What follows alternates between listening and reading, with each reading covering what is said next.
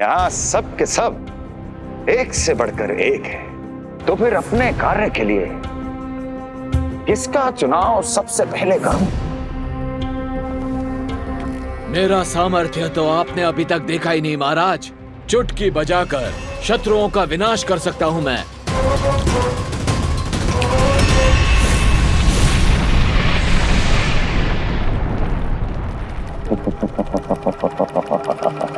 वाह! किंतु आपने तो बताया ही नहीं कि करना क्या है। वध वध करना है, एक नवजात बालक का वध। उसे साधारण बालक मत समझना। गोकुल में नंद के घर पल रहा वो बालक विष्णु का अवतार है।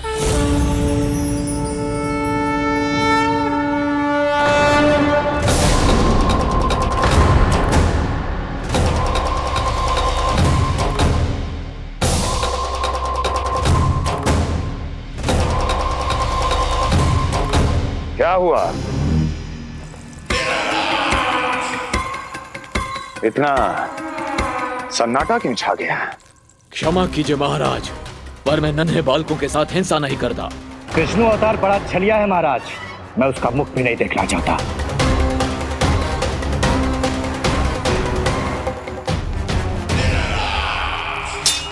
जाने दो इन्हें। वैसे भी इस सिंहासन के लिए मुझे कायरों की कोई आवश्यकता नहीं। जाने दो।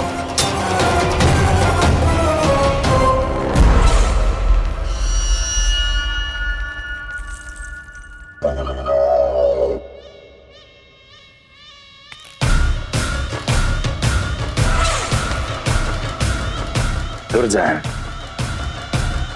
क्या कहा था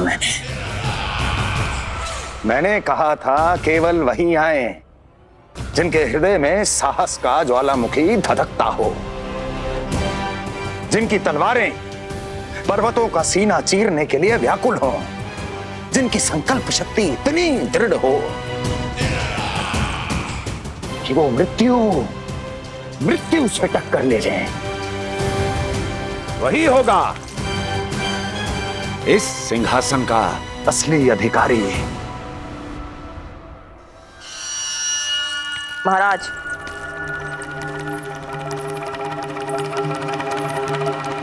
ना तो आपके दिए इस सम्मान का कोई मूल्य रह गया है और ना ही आपके भय का। अभी अभी आपने ही कहा था ना कि जब वन में कोई सिंह दहाड़ता है तो उस वन के सभी जीव जंतु एक जगह एकत्रित हो जाते हैं, परंतु उसी वन में जब कोई बब्बर सिंह दहाड़ता है तो वही जीव जंतु भय के मारे इधर उधर भागने लगते हैं। निश्चित ही वो बालक इन सब के लिए बब्बर सिंह बन चुका है। उसका भय हमारे साम्राज्य की नींव हिला रहा है महाराज।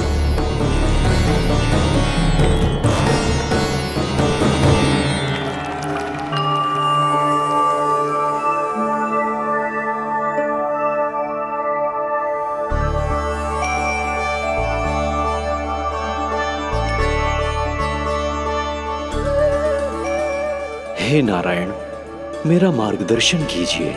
हे मां सरस्वती, मुझे आशीर्वाद दीजिए ताकि मैं दोनों बालकों के लिए सर्वोत्तम नामों का चुनाव कर पाऊं।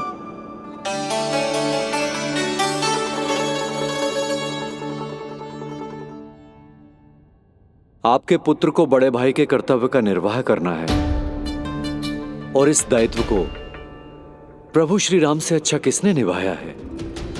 जैसा अटूट संबंध उनका अपने भाइयों के साथ था, मैं श्री नारायण से प्रार्थना करता हूं कि वैसा ही प्रेमपूर्ण संबंध इसका भी अपने छोटे भाई के साथ हो।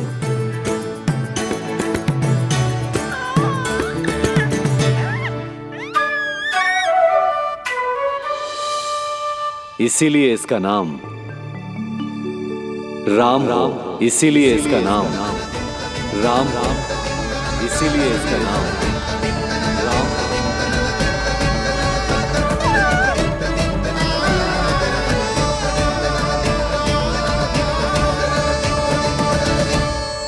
बड़े भाई में आदर्श न्याय संकल्प बल के साथ साथ शारीरिक बल भी होना चाहिए। मैं देख पा रहा हूं ये बालक इन सब बलों के लिए जाना जाएगा, इसलिए जो नाम इसके व्यक्तित्व के लिए सबसे उचित है वो है बलराम। बलराम, बलराम।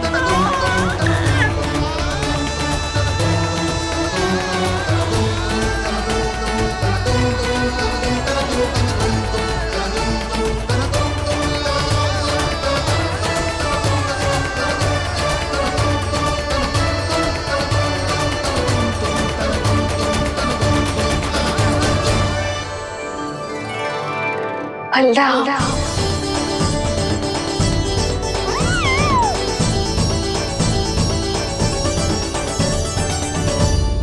तो फिर उसका नाम बल राम रखना। कैसा अद्भुत संयोग है रिसीवर। जब इसके जन्म की सूचना देने में वसुदेव भैया के पास मथुरा गया था तब उन्होंने भी यही नाम रखा था, बलराम। ये संयोग नहीं, नारायण की इच्छा है नंदराज। बलराम से अधिक उपयुक्त नाम इस बलराम के लिए कुछ और हो ही नहीं सकता है। पर मैं तो दाऊ कहकर ही बुलाऊंगा इन्हें, बलदाऊ।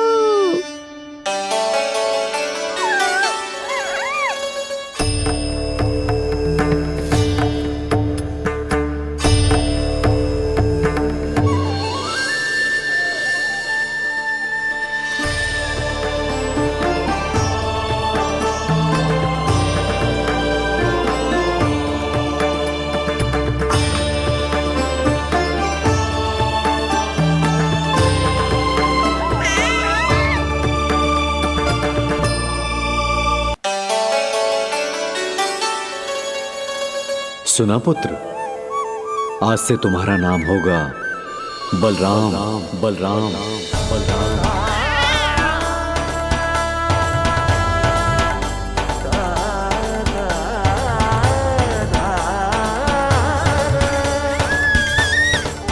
गुरुदेव, कितना अद्भुत नाम दिया है आपने इसे। अब मेरे लल्ला को भी ऐसा ही कोई उत्तम सा नाम दे दो।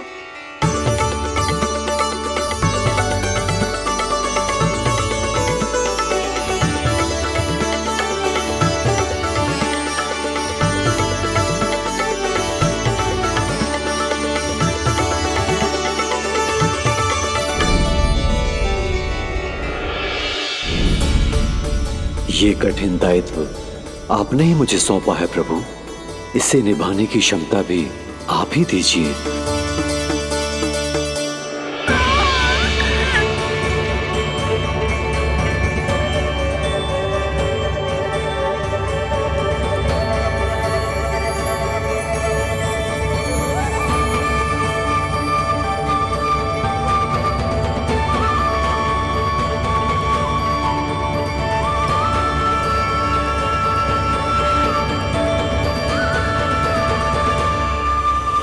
कृष्ण, कृष्ण,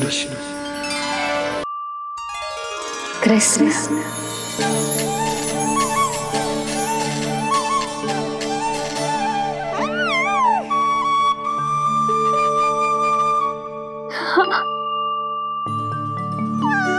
और जो मानवता के शत्रु हैं उनके जीवन में ये नाम अशांति, असुरक्षा, भय उत्पन्न करेगा, पर सात्विक प्रवृत्ति के व्यक्तियों के लिए ये नाम शांति, संतोष और सुख का सूचक होगा।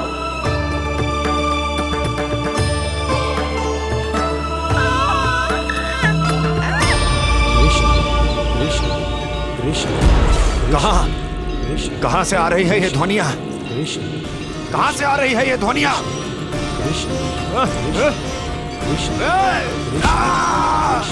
स्वामी, महाराज।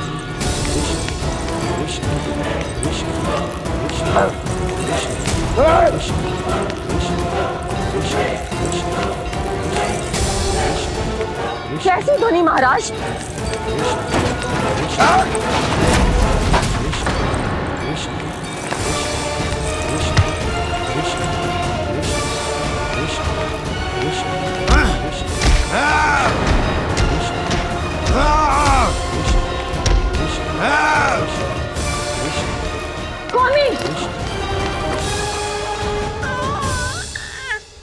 कृष्ण।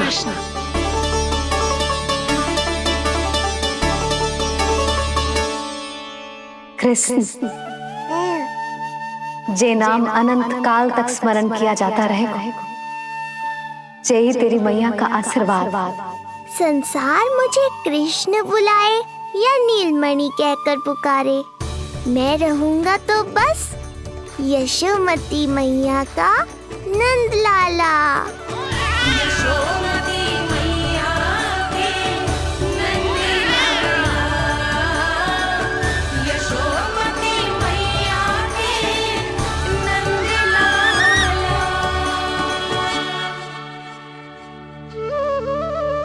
गुरुदेव, आपने मेरे लल्ला को इतना प्यारा नाम दिया है, उसके लिए आपका बहुत बहुत धन्यवाद। एक बार गोपियों को पता चलेगा तो देखना कैसे रटने लगेंगी मेरे लल्ला का नाम। इससे पहले कि आप सब बाहर जाकर किसी और को बताएं, एक कर्मकांड शेष है। नामकरण के बाद पिता को आशीर्वाद के रूप में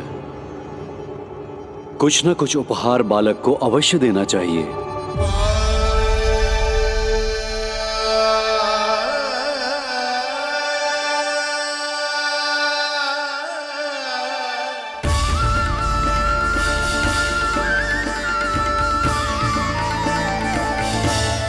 मैं क्या दूं?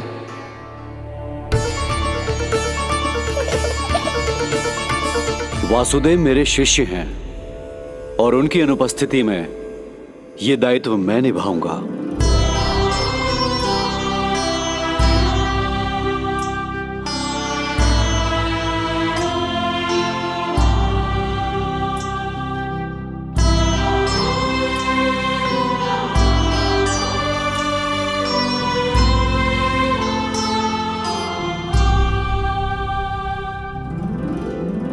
इसे अपने पिता की ओर से स्वीकार करो पुत्र।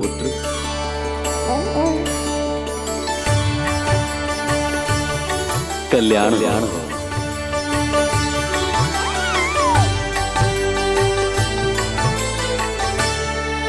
क्या दूं मैं इसे?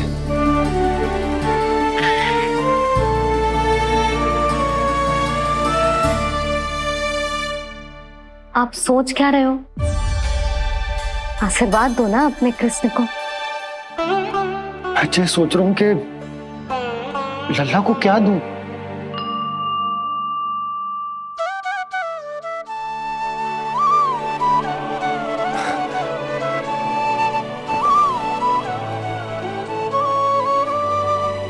लल्ला, तू स्वयं ही बता दे, तुझे क्या चाहिए?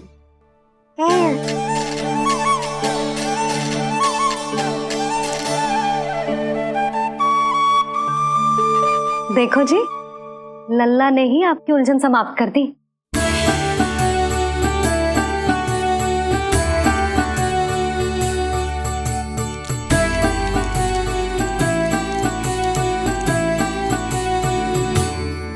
मेरा आशीर्वाद कि तेरा जे नाम कृष्ण तेरी प्रजा के लिए बहुत हितकारी हो। गुरुवर, आप भी इसे आशीर्वाद दें।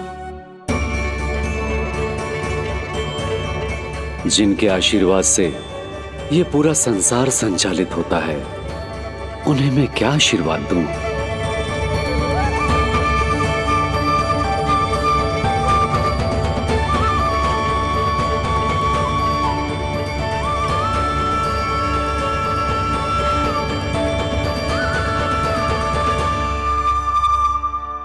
आपने तो मुझे मेरा नाम दिया है ऋषिवर। ये तो मेरा सौभाग्य था प्रभु कि आपने इस कार्य के लिए मुझे चुना। पर आपका कार्य अभी समाप्त नहीं हुआ ऋषिवर। एक विनती और है मेरी। आज्ञा दीजिए प्रभु, क्या करना होगा मुझे? बाबा को मेरी वास्तविक पहचान बतानी होगी आपको, और इन्हें इस बात के लिए मनाना होगा कि ये मैया को कभी भी मेरा सत्य पता ना चलने दे। पर प्रभु, मैं ये कैसे कर पाऊंगा? आप ही कर पाएंगे ऋषिवर, क्योंकि अब आप इस कृष्ण अवतार के मुख्य उद्देश्य को जानते हैं। बंद करो, बंद करो ये ध्वनिया। कौन सी ध्वनिया? ये ध्वनिया बंद करो, बंद करो। क्या सुनाई दे रहा है? ये शब्द तुम्हारे कानों में गूंज रहा है। भारत समझिए। रुक जाइए। मुझे महाराज।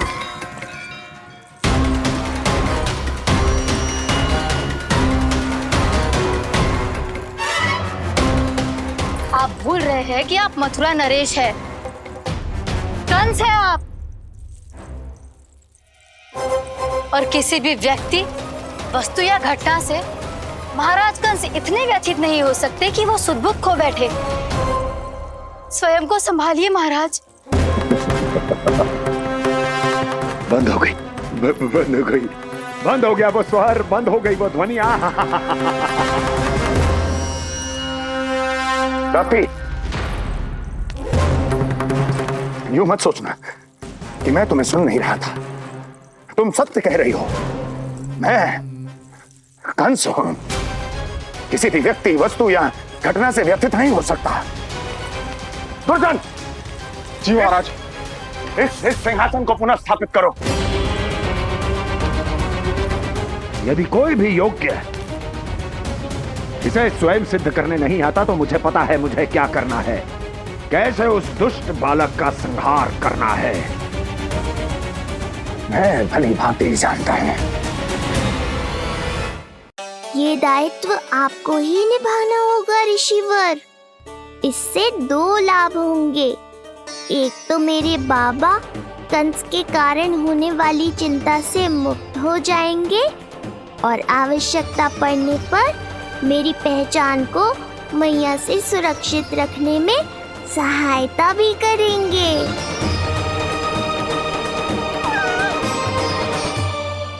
नंदराज, अब बलराम और कृष्ण दोनों को भूख लग गई होगी।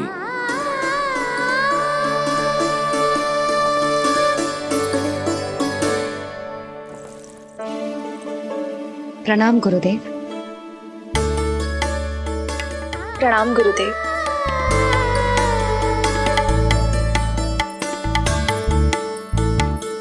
गुरुदेव, अब आप भी विश्राम कर लीजिए। नहीं नंदराज, मुझे शीघ्र ही मथुरा पहुंचना है। राजा वासुदेव और रानी देवकी मेरी प्रतीक्षा कर रहे होंगे। पर इससे पहले कि मैं जाऊं, मुझे आपको कुछ बताना है।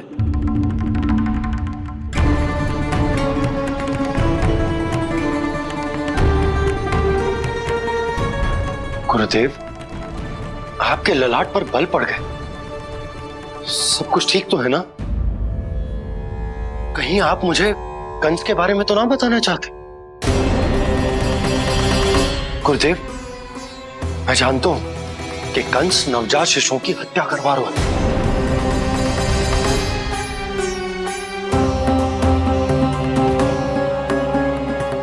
कंस नहीं, कृष्ण के बारे में कुछ कहना है मुझे।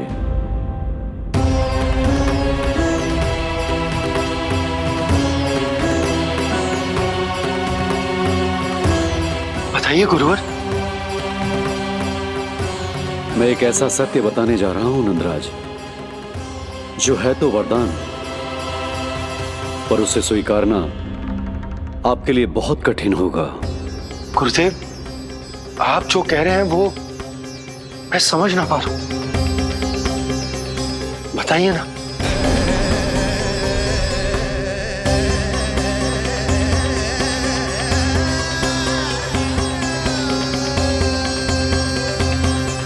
बताइए ना गुरुवर।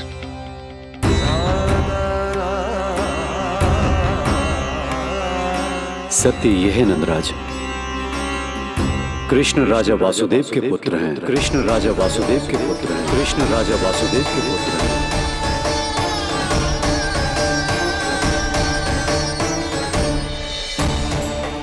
और वो कोई साधारण बालक नहीं है।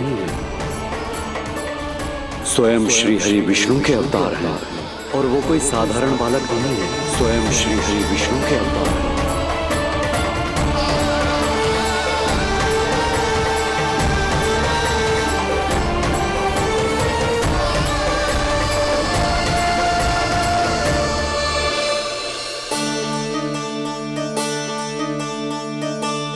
कशु विचित्र लग रहा है। कौन हो तुम? मैं हूं श्री विष्णु का अवतार। शिव, कैसे संभव है गुरुदेव? वो तो नन्हा सा बालक।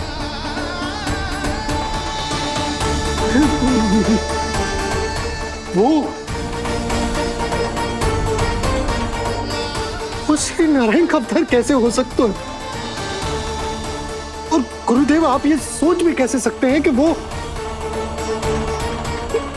मेरा लल्ला वसुदेव भैया का पुत्र है?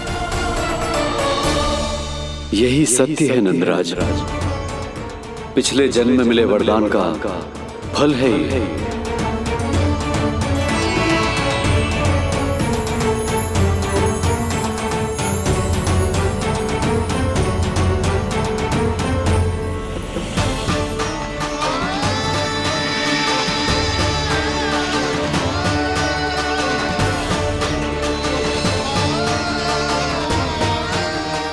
मैं आपकी संतान के रूप में अवश्य आऊंगा, किंतु उसके लिए आपको मेरे अगले अवतार के बाद एक और अवतार की प्रतीक्षा करनी होगी,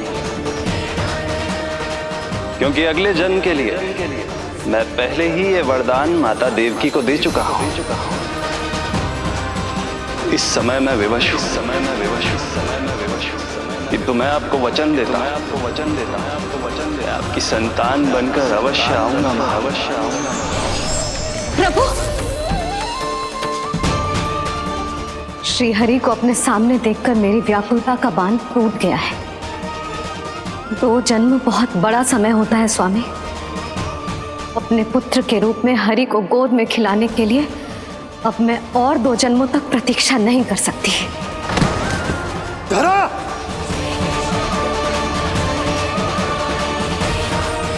माता देवकी को मैं पहले ही वचन दे चुका हूं, इसलिए विधि के विधान के अनुसार मुझे उन्हीं का पुत्र बनकर जन्म लेना होगा।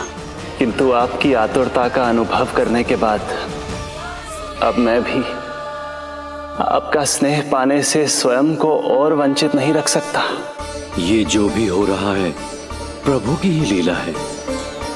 कृष्ण के जन्म के तुरंत बाद भगवान विष्णु के आदेश पर वासुदेव जी के यहां आना पड़ा और आपकी और रानी यशोदा की पुत्री को अपने पुत्र के साथ बदलना पड़ा और इस तरह कृष्ण आपके और रानी यशोदा के पुत्र बन गए।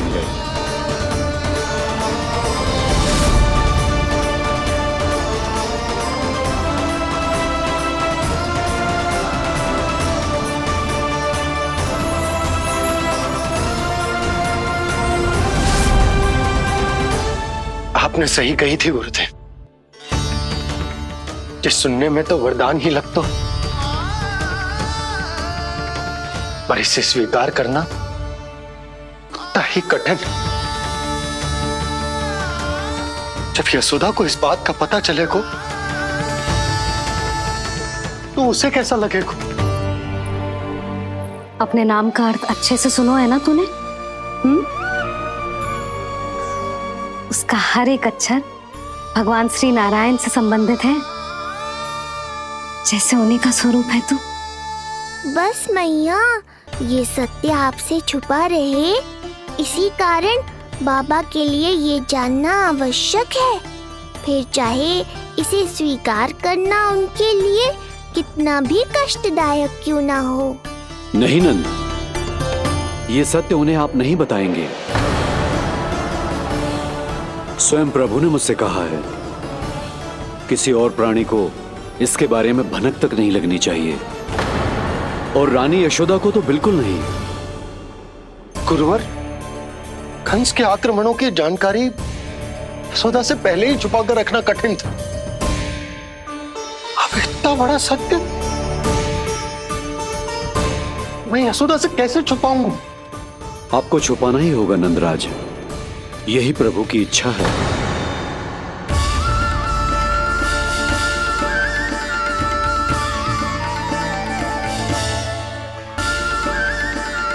पर क्यों गुरुवर?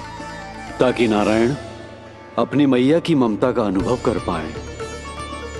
यही तो उनके अवतार का मुख्य उद्देश्य है। मुख्य उद्देश्य? हाँ नंदराज, नर नारायण के अवतार में अपनी तपस्या करते समय प्रभु ने जो अनुभव किया था, उसके कारण ममता के सुख का अनुभव करने के लिए प्रभु व्याकुल हो उठे थे। ऐसा क्या हुआ था, मुझे भी बताइए। हो सकता है ये बात इस सत्य को स्वीकार करने में मेरी सहायता करे। बहुत समय पहले की बात है। अनेक देवी देवता परम प्रभु विष्णु के पास बैकुंठ गए थे। वहां प्रभु की आंखों में आंसू देखकर वो सभी स्तब्ध रह गए।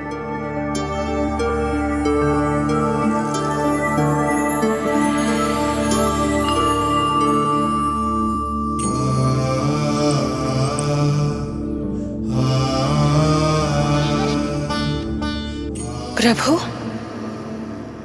आपकी आंखों में आंसू?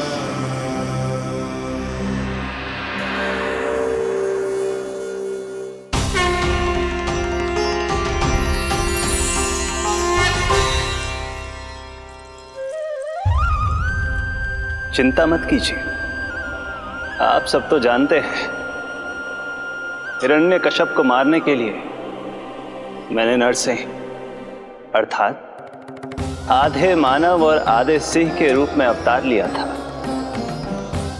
उस राक्षस का वध करने के बाद नर और सिंह दोनों भागों ने अलग अलग होकर नर और नारायण के रूप में पुनः जन्म लिया। वर्तमान में वो दोनों बद्रिक आश्रम में तपस्या कर रहे हैं।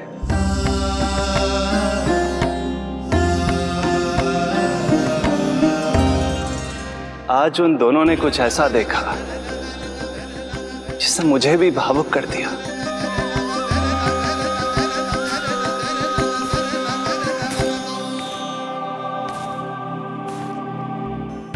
सखा, ये युवक कौन है?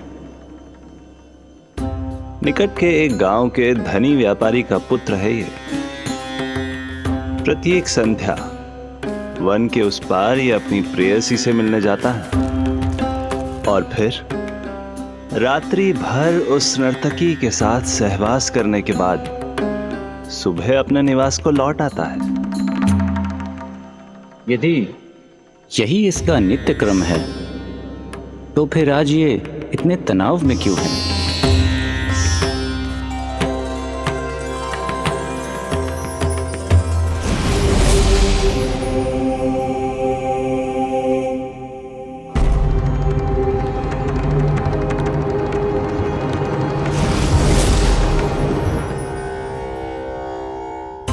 कल रात्रि प्रेम क्रिया के मध्य उस नर्तकी ने इससे पूछा, ये सबसे अधिक प्रेम किससे करता है? जब इसने कहा तुमसे, तो वो बोली, तुम्हें अपने प्रेम को सिद्ध करना होगा। अपनी मां के हृदय को उसके तन से अलग कर मुझे सौंपना होगा। मां का हृदय? क्या हुआ प्रभु? वो लाया अपनी मां का हृदय? ये जिज्ञासा यक्ष प्रश्न बनकर पूरे दिन नर और नारायण के मस्तिष्क में कौंधती रही। उन्होंने संध्या होने तक वहीं नदी किनारे प्रतीक्षा करने का निर्णय लिया ताकि वो ये जान सके कि क्या वो युवक अपनी क्रूर प्रेयसी को छोड़ेगा या वासना में अंधा होकर अपनी ही माता की हत्या करने का जघन्य अपराध करेगा। अब उसके वन पार करने का समय बीत चुका है। युवक ने विवेक का परिचय दिया है सखा। हे प्रभु, आपका कोटि कोटि धन्यवाद।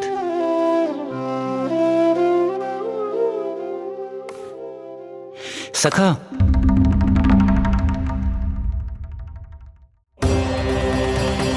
सखा मुझे बताओ, जो अकल्पनीय था कहीं वो घट तो नहीं गया?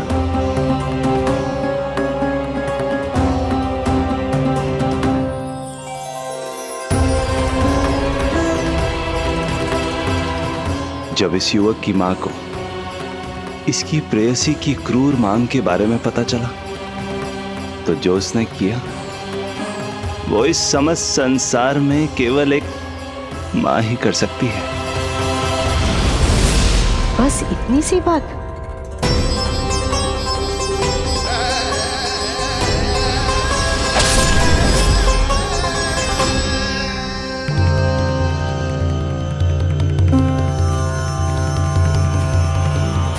संभाल के मेरे बेटे, कहीं चोट ना लग जाए तुझे। संभाल के मेरे बेटे, कहीं चोट ना लग जाए तुझे। संभाल के मेरे बेटे, कहीं चोट ना लग जाए तुझे। ये तो उसकी मां की पुकार है। मां, मैंने क्या कर दिया मां? मां!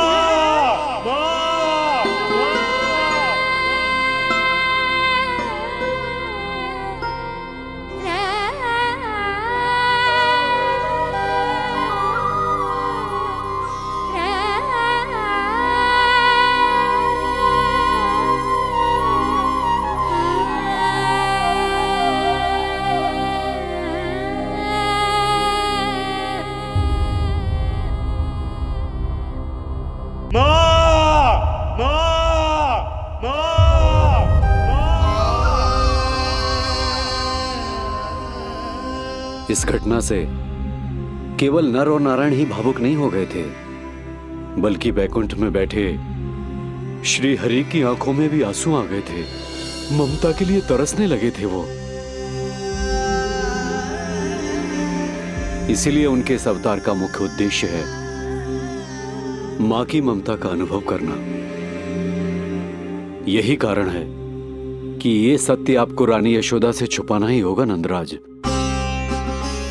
नहीं तो वो कृष्ण को मां की दृष्टि से नहीं, एक भक्त की दृष्टि से देखेंगी, और प्रभु जिस आनंद के लिए इतना कष्ट उठा रहे हैं उससे ही वंचित रह जाएंगे। बोलिए नंदराज, आप श्री नारायण के इस सत्य को गुप्त रखेंगे ना?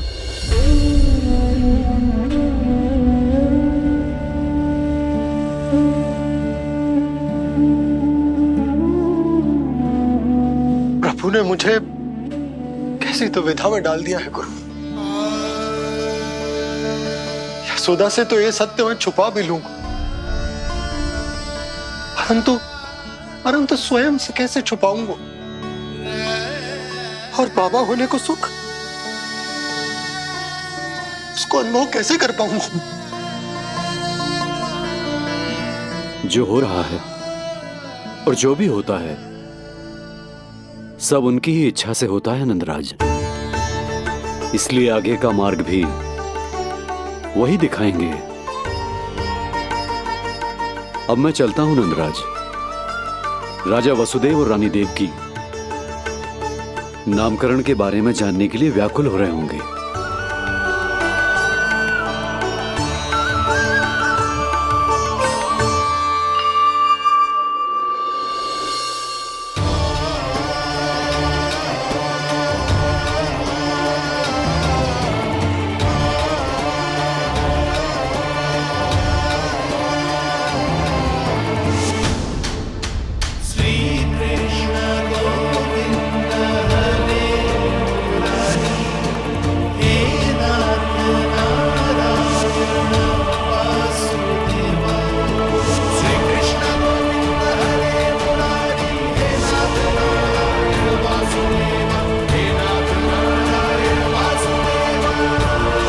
सत्य यह है नंदराज, कृष्ण राजा वासुदेव के पुत्र हैं।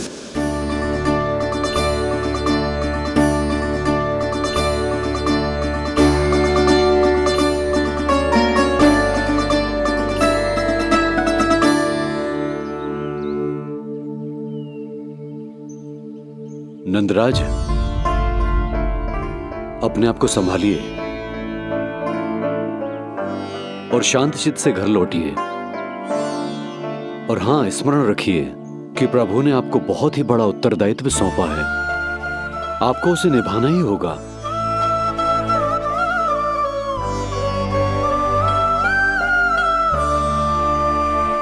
प्रभु आपको शक्ति दे।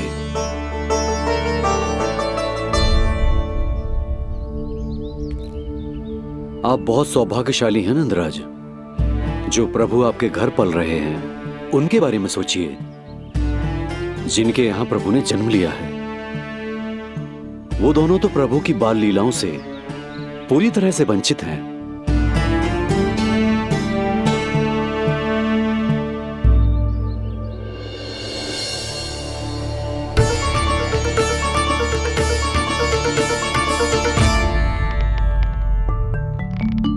कहाँ रह गए तेरे बाबा लल्ला? जो आए क्यों ना अब तक?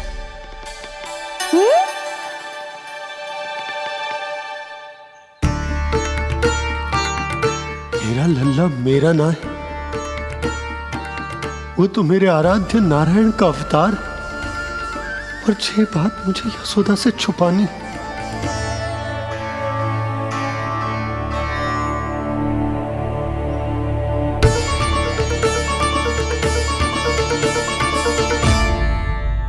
बाबा वहीं खड़े मत रहो, अब आ भी जाओ ना।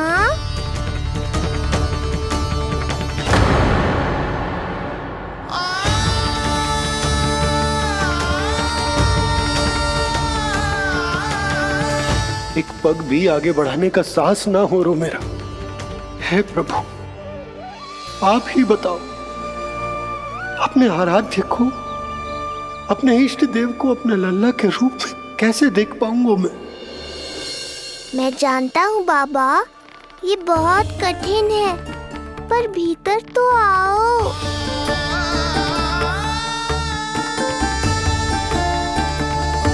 अब आ भी जाओ बाबा, ऐसे बाहर कब तक खड़े रहोगे आप?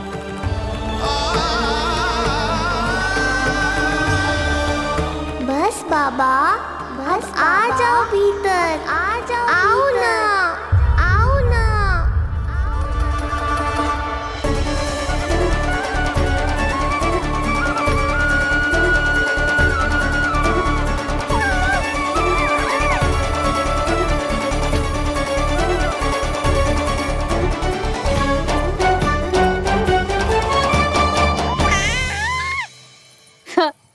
समझो?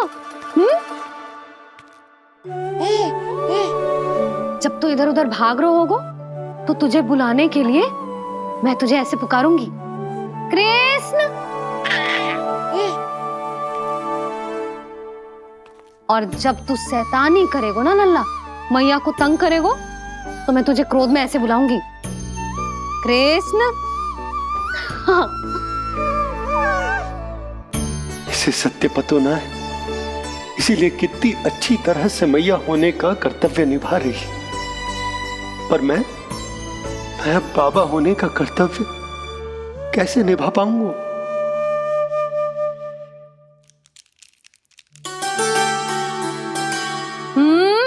सावधान। इतनी अच्छी लगी तुझे बाबा की दीजे माला, कि मुंह में ले लियो तूने? मुंह में लेने की वस्तु ना है लल्ला।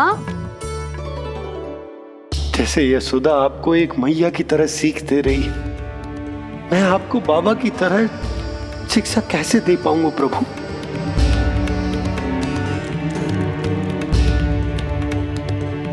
कृष्ण, अभी मना किया ना मैया ने?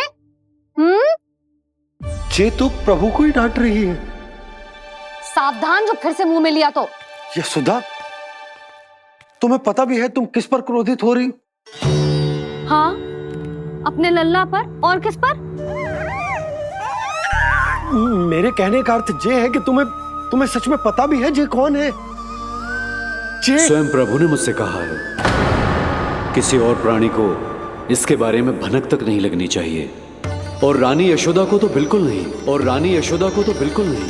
और रानी यशोदा को तो बिल्कुल नहीं। यही कहना चाहते हो ना आप कि मैं गोकुल के राजकुमार को डांट रही हूँ? अरे पर मैया और बाबा का स्थान तो हर पद से ऊंचा होता है ना जी। माँ और बाबा को तो अधिकार होता है ना प्रेम करने का भी और भूल पर डांटने का भी। बस यही बात आपको समझनी है बाबा, फिर सब पहले जैसा हो जाएगा। मैं समझ तो हूं जे, पर जे विचार के जे केवल हमारा पुत्र ना है, ये स्वयं नारायण का अवतार भी है, इसे अपने मन से निकाल ना पा रहा हूं मैं। ओहो, आपको समझाना तो मैया को संभालने से भी अधिक कठिन है बाबा। लल्ला, अरे लल्ला। जशोदा जी, आपने हमें नामकरण के लिए ना बुलायो। कोई बात ना है, लेकिन ये तो बताओ कि लल्ला का नाम क्या रखो है? हाँ भाभी, बताओ ना। हाँ जी, अब और प्रतीक्षा ना हो रही हमसे। इसका नाम रखो है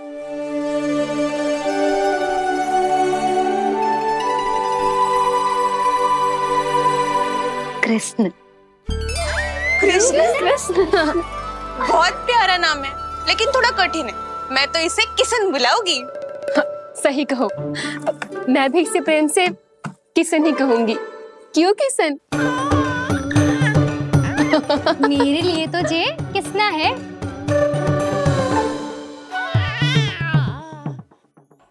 क्या कर रही हैं ये सब? बाबा, इन सब के लिए मैं केवल कृष्ण हूँ, भगवान नहीं। बस अब आप भी शीघ्र ही समझ जाओ ना ये। अरे तुम सब।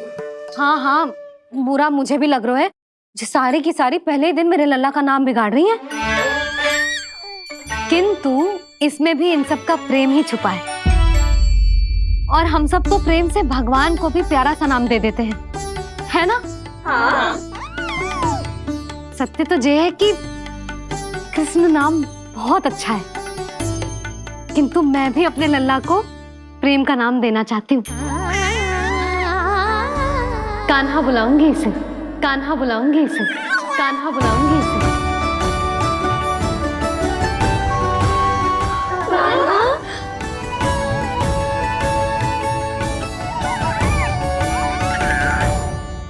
कान्हा, अनोखी ध्वनि, सहज सा मीठा। मैं भी इसे कान्हा ही पुकारूंगी।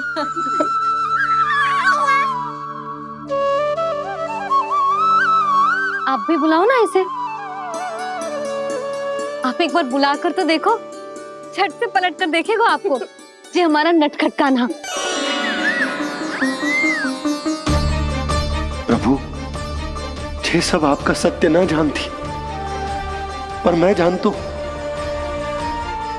अब इस मुख से आपका नाम केवल भक्ति भाव से ही निकल सकता है, वात्सल्य भाव से ना। जी के लल्ला का भी तो नामकरण हुआ था ना अपने लल्ला के साथ। हाँ भाभी, क्या नाम रखा गया है इसका? हाँ, बताओ ना। हाँ भाभी, बोलो ना, बताओ ना जीजी। ना, देखो, एक मैया से उसके लल्ला का नया नाम बताने का आनंद मैं ना छीन सकती। यदि तुम सबको कान्हा के दाऊ का नाम जानना है तो चलो सबके सब रोहिणी जीजी के पास। हाँ, सही कहो। मैं अभी आई। हाँ,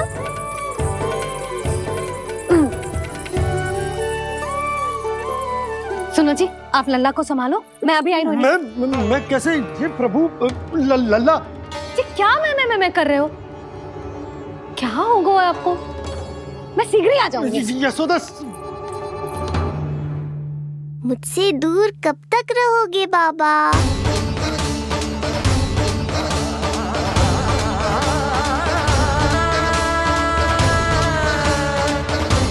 एक बार मेरी ओर देखो तो सही।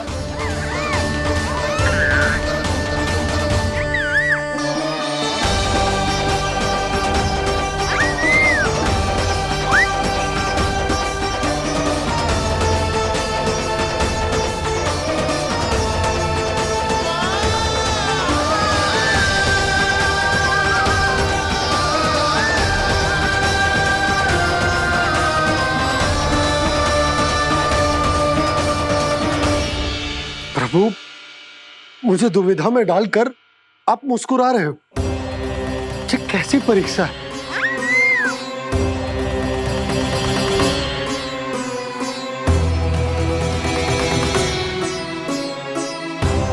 ये क्या कर रहे हैं आप?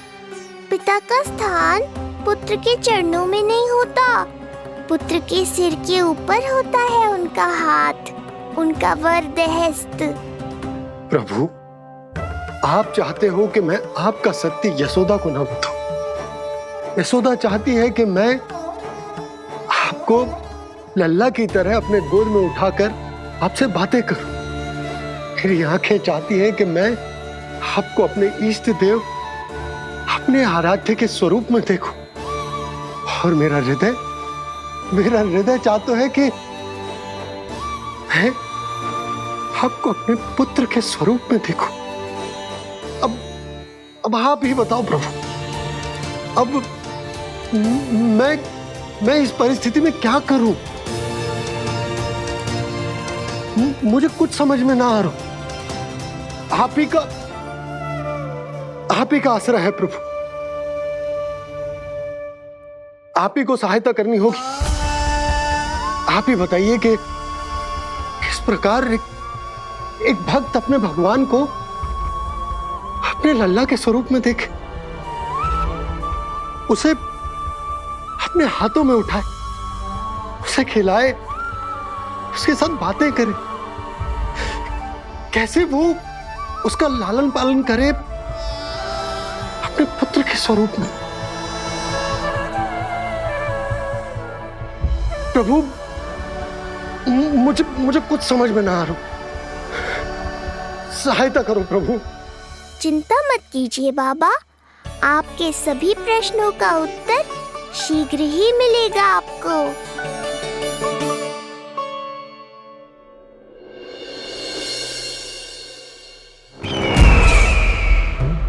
ऋषि गर्ग पधारे हैं महाराज।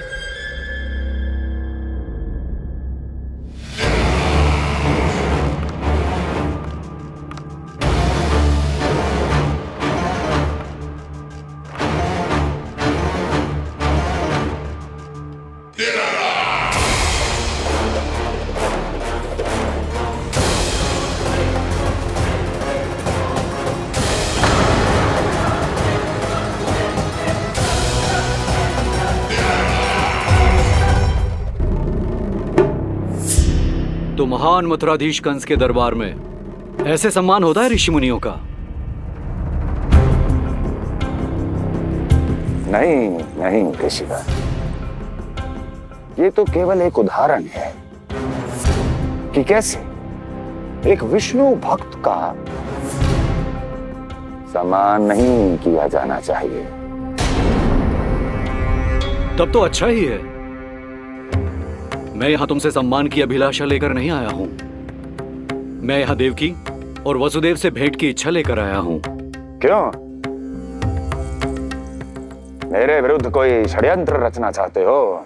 जो सदैव दूसरों के विरुद्ध षड्यंत्र करता है, उसका संपूर्ण जीवन इसी भ्रम में बीतता है कि सारा संसार उसके लिए षड्यंत्र कर रहा है। परंतु अन्य व्यक्तियों के पास इससे भी अत्यधिक महत्वपूर्ण कार्य होते हैं करने के लिए। यह महत्वपूर्ण कार्य करने की आपकी यह इच्छा इस दरबार में पूर्ण नहीं होगी ऋषिवर।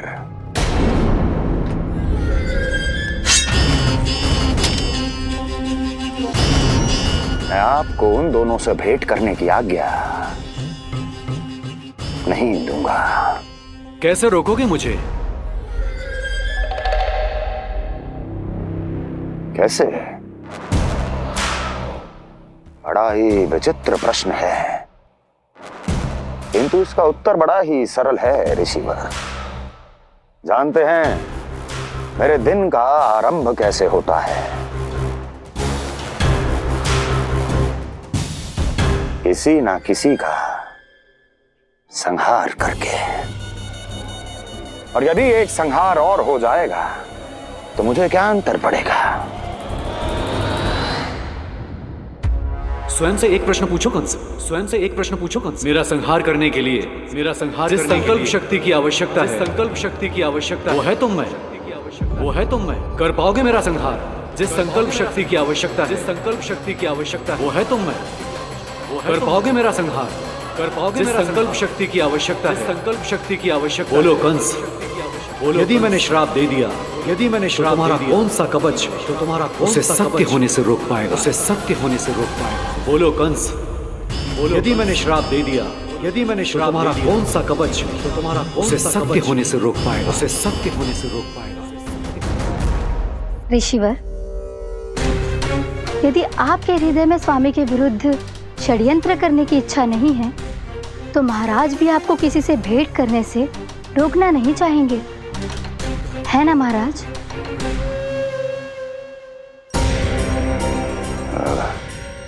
हाँ,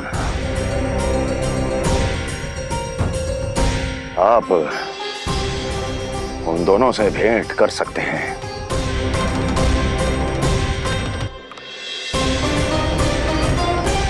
दुर्जन, इन सब पर दृष्टि रखो। अब सब कुछ सुनकर आना, सब कुछ भी छूटना नहीं चाहिए। जाओ।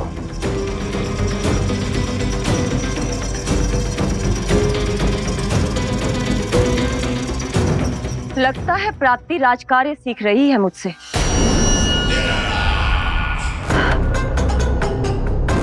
उचित समय पर सही सुझाव दिया तुमने प्राप्ति।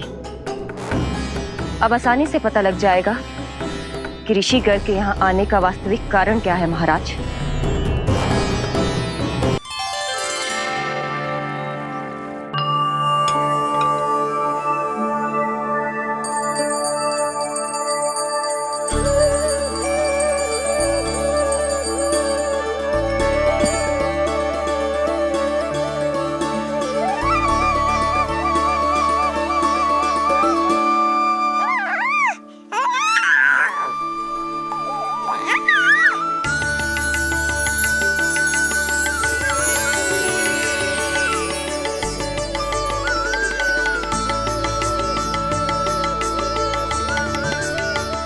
स्वयं नारायण मेरे घर में है तो ये फूल उनके चरणों में क्यों चढ़ा रहा हूं?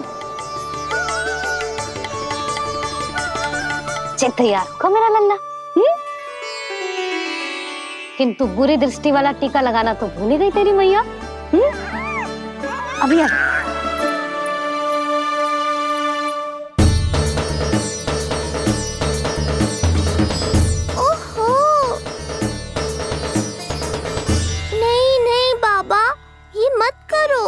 मैया आ रही है, उन्हें पता चल जाएगा।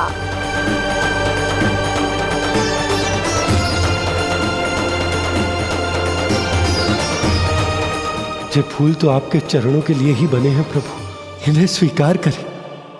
बाबा, ये सत्य मैंने आपको अपना साथ देने के लिए बताया था, अपने आप को फंसाने के लिए थोड़ी ना।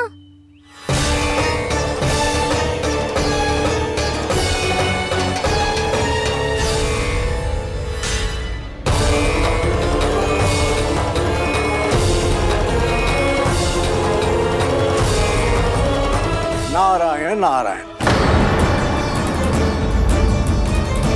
प्रणाम पंडित जी।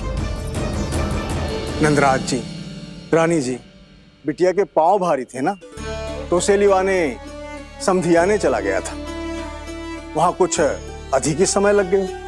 आज वापस आया तो पता चलो कि स्वयं गर्ग ऋषि ने लल्ला का नाम रखो है, सो मिलने चला है।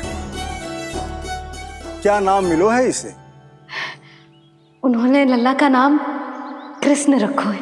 उन्होंने लल्ला का नाम कृष्ण रखो है।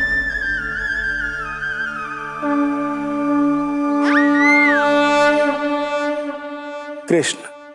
आहा, उत्तम, अति उत्तम, बहुत मधुर नाम है। ऐसा लग तो है जैसे आप स्वयं श्री नारायण का नाम ले रहे हैं।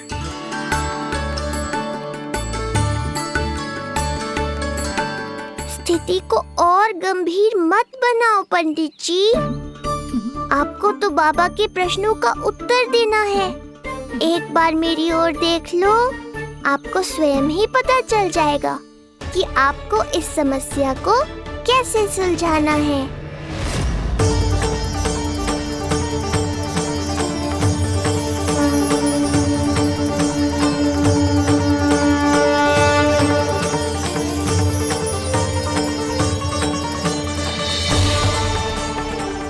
जी मेरे लल्ला को टकटकी बांध के देखे क्यों जा रहे हैं?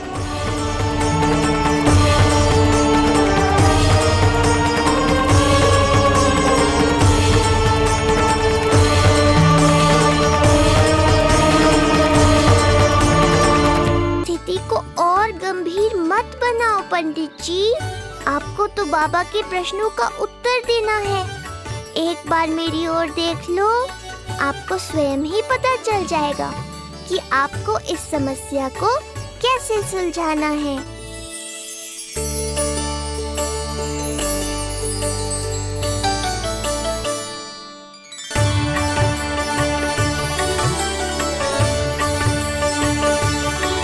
क्या हुआ पंडित जी?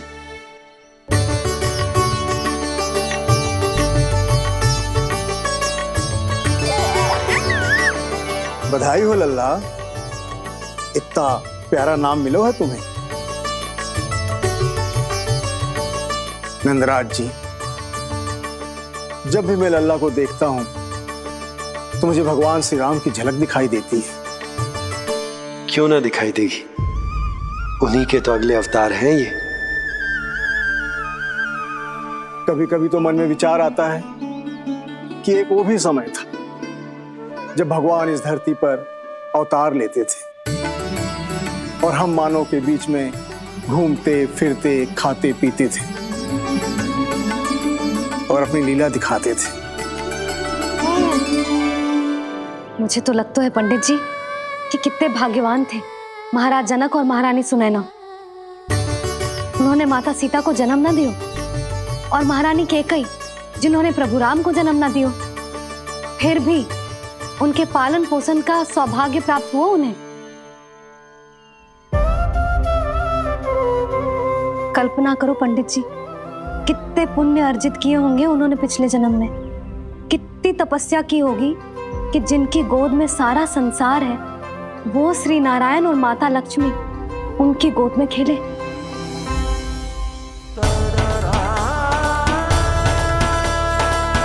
संसार में अवतार लेकर सांसारिक नाते भगवान को भी निभाने पड़ते हैं, फिर हम तो मानव हैं। संसार में अवतार लेकर सांसारिक नाते भगवान को भी निभाने पड़ते हैं, फिर हम तो मानव हैं।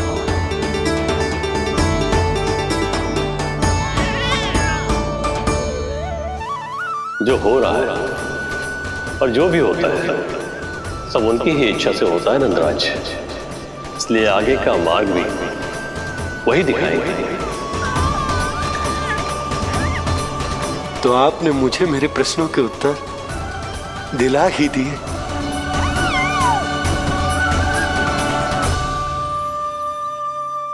मैं भी क्या क्या बातें करने लगा।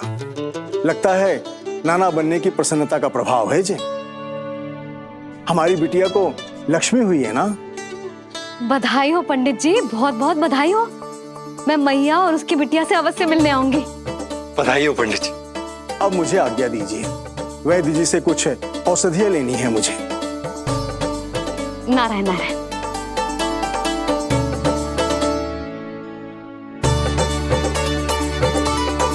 आजा लल्ला, आजा।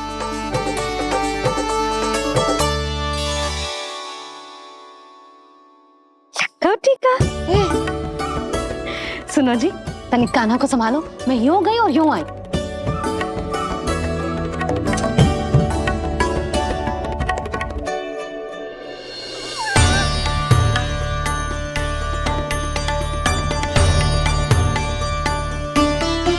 क्या हुआ? मैं देख रही हूं नामकरण के बाद से एक बार भी आपने कान्हा को गोद में ना लिया है। सब ठीक है ना? हाँ, सब ठीक है। अब सब ठीक। लो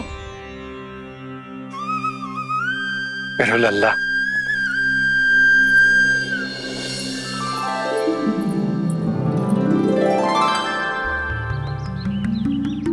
आपका बहुत बहुत धन्यवाद ऋषिवर। यादवों का कुलगुरु होने के नाते ये तो मेरा कर्तव्य था पुत्री। मुझे क्षमा कर दे लल्ला। कुछ समय के लिए मैं अपने कर्तव्य से भटक गया था। सब कुछ पूरे विधि विधान से संपन्न हुआ है।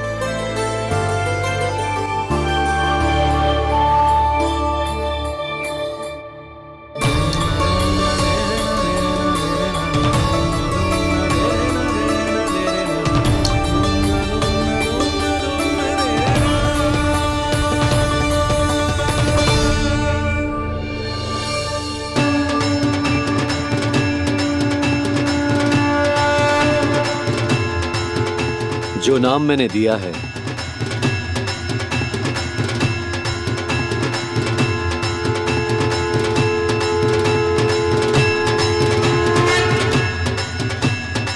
आप मुझे क्षमा कर दो बाबा, मैंने आपको इतनी दुविधा में डाल दिया।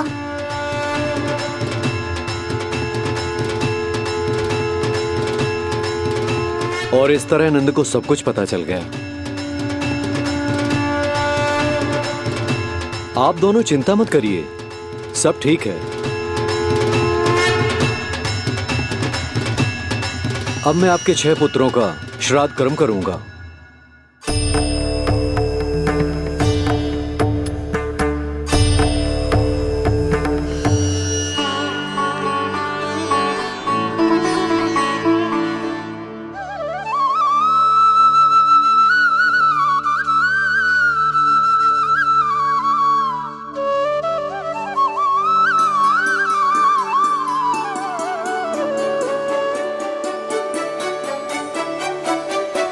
कान्हा, क्या हुआ जो मैं तेरा वास्तविक बाबा ना हूं? क्या अंतर पड़ तू कि तुम मेरे आराध्य के अवतार हो? महत्वपूर्ण बात तुझे है कि मुझे तुम्हारे साथ मुस्कुराने को, तुम्हें खिलाने को, तुम्हारा ध्यान रखने को,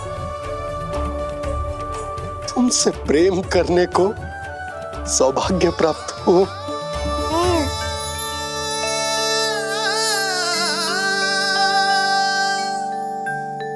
बाबा, सत्य जानने के बाद अब आपको केवल प्रेम ही नहीं करना है, मुझे डांटना भी है जब मुझसे कोई भूल हो जाए या मैं कोई शरारत करूं।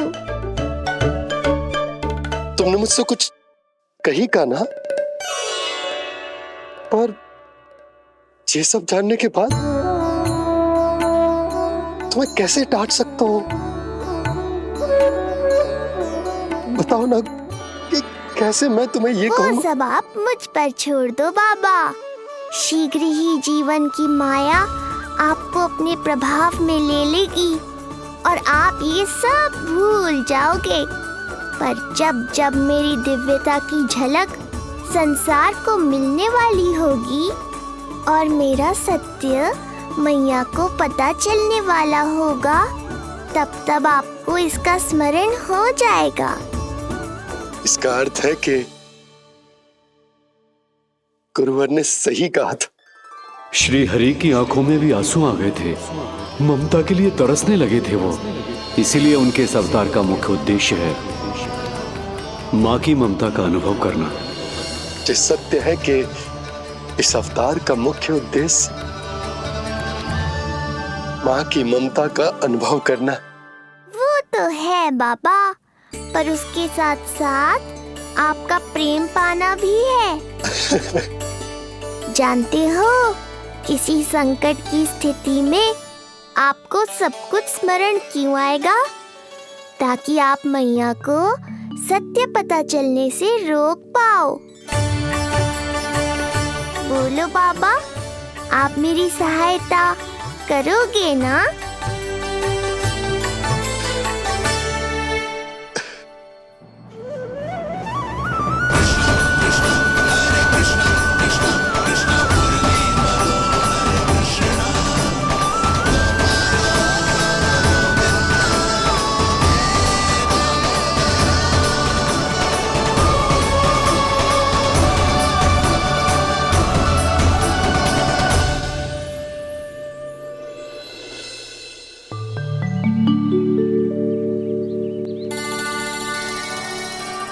मेरा कान्हा बैठना सीख गो।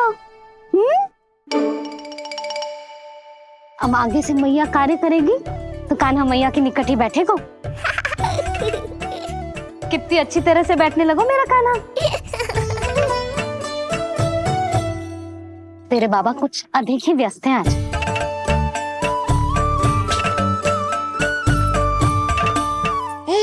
और अब आप भी व्यस्त हो गई, तो मेरे साथ खेलेगा कौन?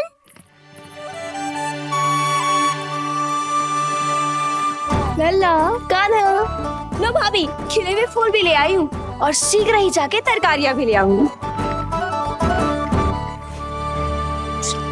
अच्छा हुआ जानकी आ गई, अब यही खेलेगी मेरे साथ। अरे जे क्या, फिर से पानी निकाल रहे हो? बस बस कान्हा, अब खेल में मत लगा मुझे, बहुत सारे कार्य पड़े हैं करने को। ये भी कार्य करने चली गई, अब मैं क्या करूं?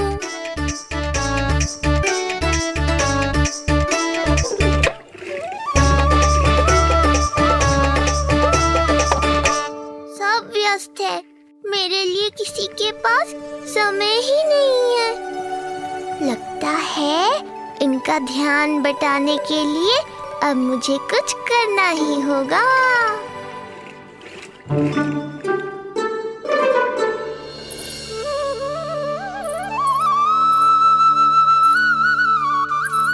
नंद जी,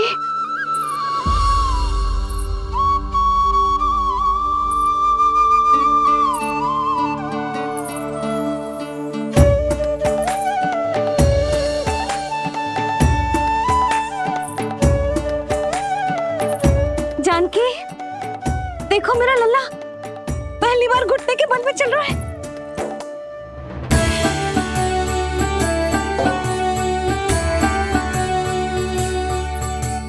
बहुत बढ़िया कान्हा, बहुत बढ़िया। बस यही तो चाहिए था। आजा कान्हा, आजा इधर आ, मैया के पास आ। कान्हा, आजा अपने बाबा के पास, आजा।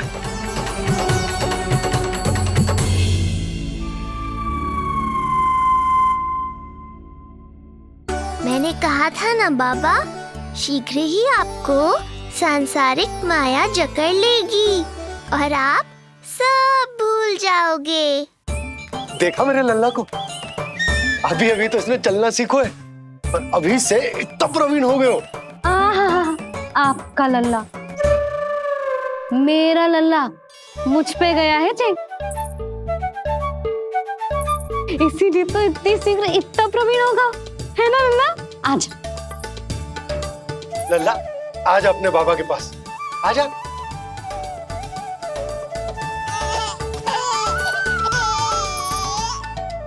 भ्रमित कर दियो आपने इसे, कितने चाव से अपनी मैया की ओर आ रहा था। आजा लल्ला। मैंने क्या करूं, मैं भी तो इसे बुला ही रहा हूं। आजा, आजा। अब आप दोनों झगड़ने मत लगना। लल्ला जिससे अधिक प्रेम करते है ना, उसी के पास जाएगा, देख लियो।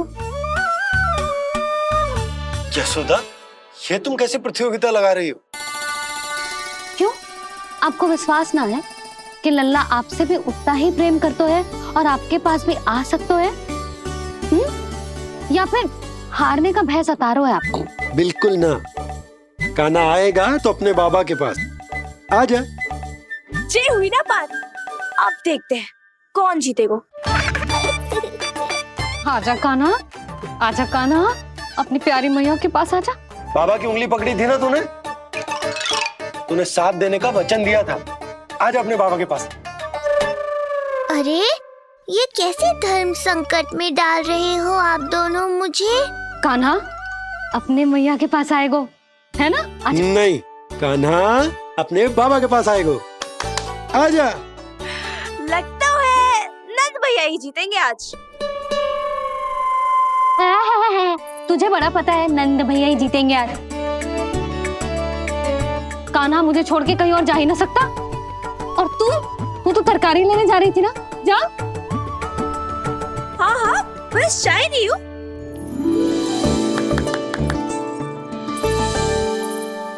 लल्ला देख, मेरे पास आएगा तो माखन मिलेगा, बहुत अच्छा माखन मिलेगा। आजा। कान्हा, मेरे पास आएगो ना तो बहुत अधिक माखन मिलेगो। आजा आजा आजा।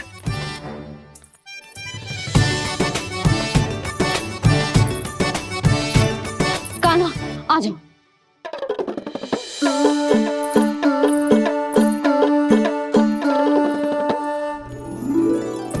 जानकी के पीछे जा रहा है, कहीं से जानकी से अधिक प्रेम तो ना होगा? ना लल्ला ना। क्यों रे लल्ला, जे करेगा तू मेरे साथ है? यशोदा, ये सब परिहास की बात, सबका कोई विशेष अर्थ ना है। कहीं ऐसा तो ना है क्योंकि मैं आजकल इस पर अधिक ध्यान न दे पा रही तो इसे जानकी से लगाव होगा है? क्योंकि सारा दिन तो मैं कुछ ना कुछ कार्य करती रहती हूँ। सुनो जी, इसे भ्रम तो ना होगा कि इसकी मैया है कौन? यशोदा, ऐसा कभी हो सकता है क्या? तुम कुछ अधिक ही सोच रही हो। वही तो, किसी संतान को अपनी मैया के बारे में भ्रम हो ही नहीं सकता ना। जे आपके पीछे भी चला जाता ना तो ठीक था, किंतु जे तो जानकी के पीछे चला गया।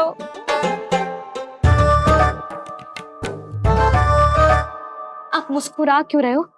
हाँ बोलो ना, ये संभव है क्या? लो, तुम्हारी इस प्रतियोगिता के चक्कर में मैं तो भूल ही गया हूं कि उपनंद भैया को लेन देन बताना है। वो मेरी प्रतीक्षा कर रहे होंगे। मैं चलता हूँ। अरे किंतु मैंने जो पूछा वो तो बताया ही ना आपने।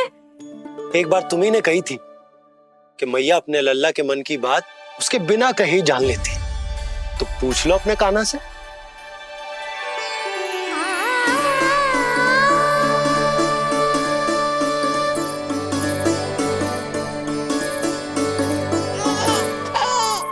कान्हा तो बाबा चल।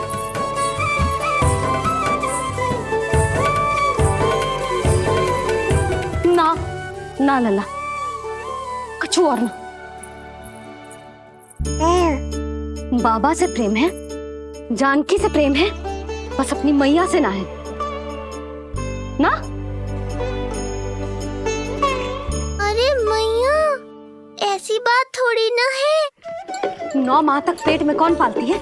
मैया। दूध कौन पिलाती है? मैया। देखभाल कौन करती है? मैया। बस उसी मैया से प्रेम ना है, से सभी से प्रेम है तुझे। तो ठीक है फिर, अब बात भी उन्हीं से करियो।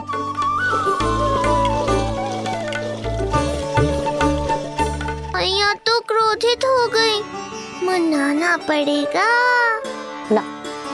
दोस्त मेरा ही है, मुझे किसी से कछु अपेक्षा ही ना करनी चाहिए।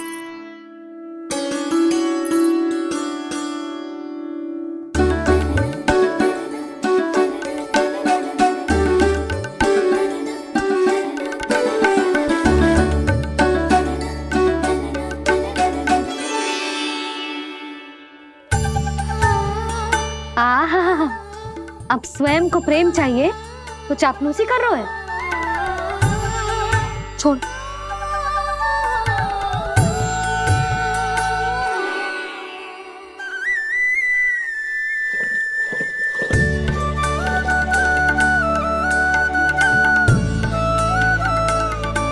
ना, अब बिल्कुल ना आऊंगी तेरे झांसे में।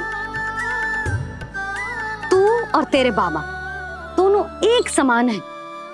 पहले क्रोधित करेंगे, फिर मनाने चले आएंगे।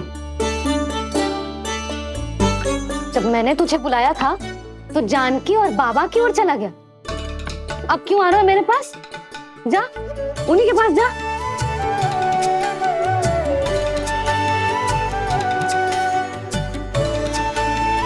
देख लल्ला, अब अपनी जो प्यारी सी मुस्कुराहट दिखा के ना मुझे मनाने का प्रयास मत ही कर। मैंने कान्हा कहाँ गया?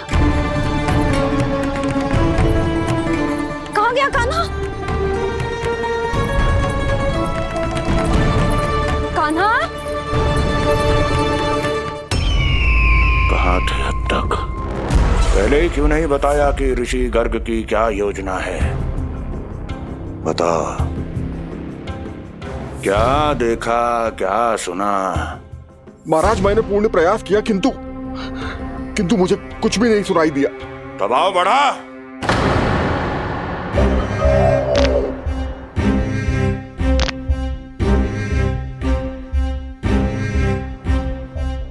अब ये सुना या ये भी सुनाई नहीं दिया? महाराज मुझे क्षमा करें महाराज, मैंने सुनने की बहुत चेष्टा की किंतु मुझे कुछ भी नहीं सुनाई दिया। महाराज मेरा विश्वास करें। ये अर्थनाद सुनाई दिया या ये भी नहीं? मुझे क्षमा करें महाराज। उत्तर दो, अब सुनाई दिया? तो फिर वहां क्यों नहीं सुनाई दिया? मुझे क्षमा करें महाराज, आरंभ से अंत तक मैं वहीं था किंतु मैं कुछ भी नहीं सुन पाया महाराज, क्योंकि कारण नहीं, परिणाम चाहिए मुझे। परिणाम। लल्ला,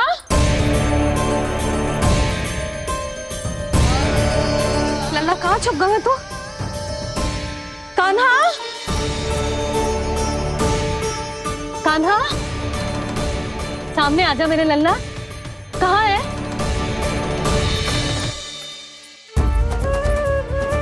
कान्हा, सामने आजा लल्ला। अब मैया कभी ना रूठेगी तुझसे। कान्हा, कान्हा,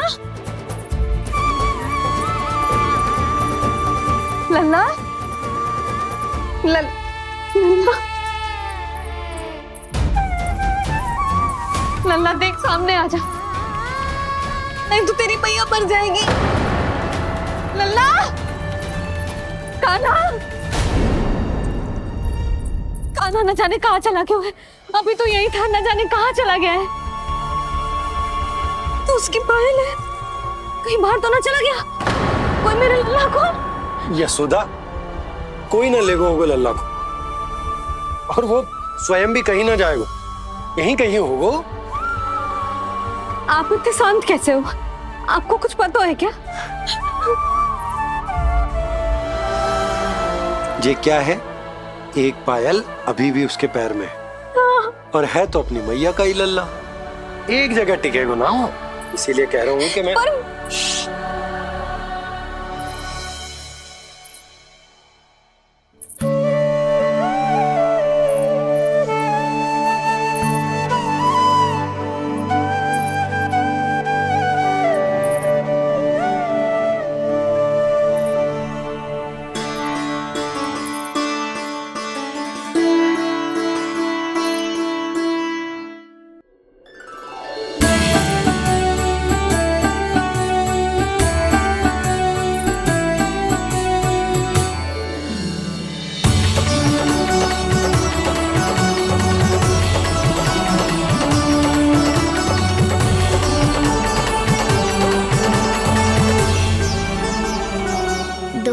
बाद ढूंढ लेते मैया बाबा, माखन तो चख पाता मैं।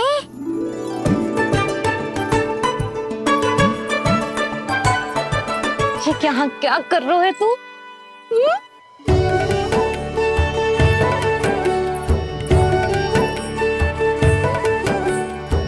आज ही घुटने के बल चलना सीखो है और आज ही अपनी मैया को दौड़ा दियो तूने। ये जो छोटी छोटी पहिया है ना, इनमें पायल ना बेड़ियां पहनाऊंगी मैं। कही थी ना मैंने, तुम व्यर्थ ही घबरा रही हो, और इतना घबरा गई कि घबरा के आकाश सर पे उठा लियो। मैंने आकाश सर पे उठा लियो, और वो भी व्यर्थ में? मेरे कहने का अर्थ जे ना है यशोदा, व्यर्थ ना, मैं तो केवल